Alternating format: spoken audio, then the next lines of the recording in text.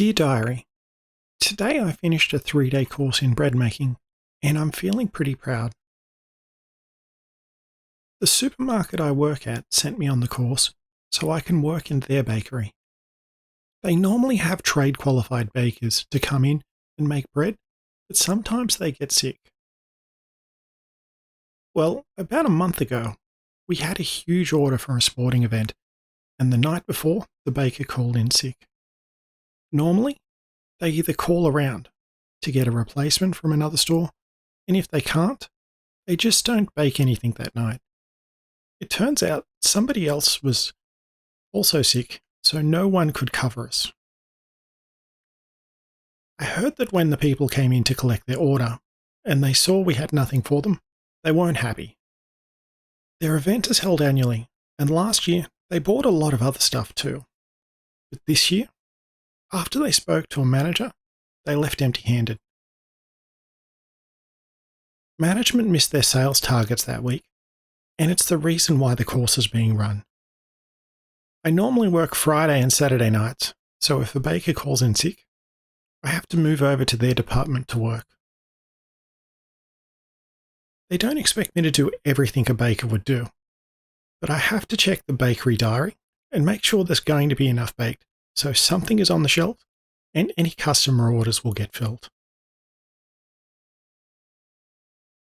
The course had 2 staff members from my store and some other people from nearby stores. One of the area's most experienced bakers ran the course and would be assessing us at the end. After a brief tour of the bakery we'd be doing work in, we went to a classroom. The rest of the first day was just theory. We were given printouts of the recipes the company used. They were pretty simplified, as the company gets all its dry ingredients in pre-mixed packets. All we have to do is add the water and the yeast to the mix, but it has to be in the right quantities. The teacher outlined to us what we had to do to pass the course. All we had to do was be able to bake loaves of bread and bread rolls, package them for sale, and operate any equipment we need to safely. Ideally, we'd be able to make other things like donuts and cheese and bacon rolls, and she said we'd cover them if we had time. Just after we got to the classroom, we were given a folder with the company's recipes in it, and it was ours to keep. I made some notes on mine about the parts I wasn't sure about. We covered each stage of the baking process, from mixing to it raising, where the yeast reacts with the sugars. We have to make sure the water isn't too hot or cold, as it might kill the yeast, and when it raises, it has to be warm. The first day was pretty short, and we had to complete a quiz before we finished. I got some questions wrong, and had a one-on-one with the teacher to cover the questions I got wrong. I made some more notes. The second day was our introduction to the bakery area.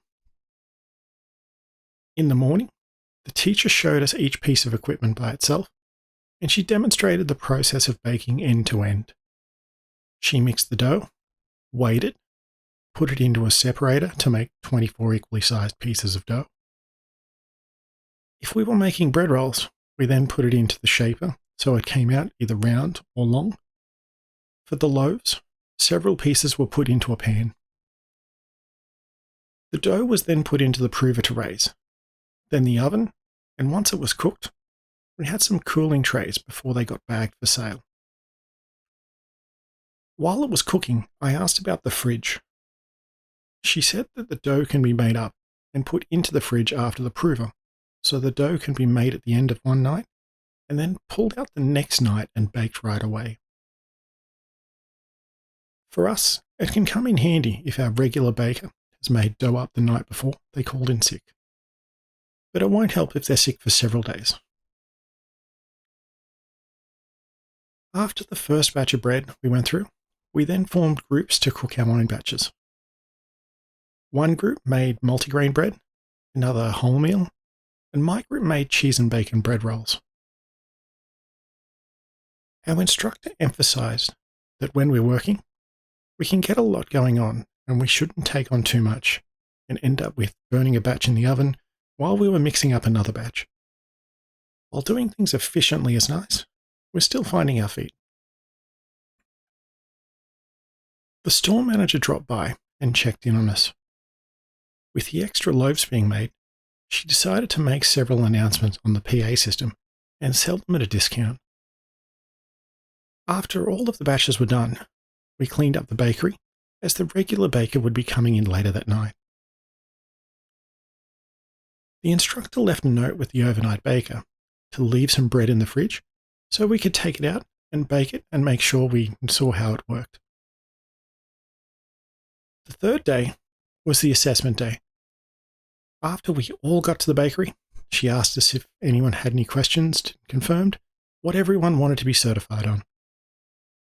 While each person had to make up each item they were being assessed on, they got help from other people with bagging, etc.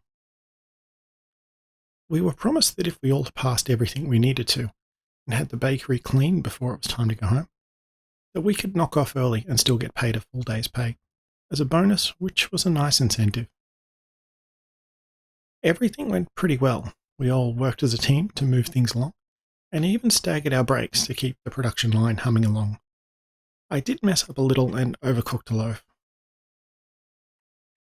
I was lucky that the teacher didn't make me make an entire batch, and I could cook part of a batch someone else made. About 2 hours before we were rostered to finish, the teacher said she was happy with everyone's performance and we'd all passed. She said we'd get our certificates in the mail, and the best part is that now I'm eligible for an increase in pay. The store manager dropped in again and said that the extras from the day before didn't sell well, and we had her okay to take home anything we'd baked. I was so glad I decided to get certified on making cheese and bacon rolls. They're the best ones I've had in a while.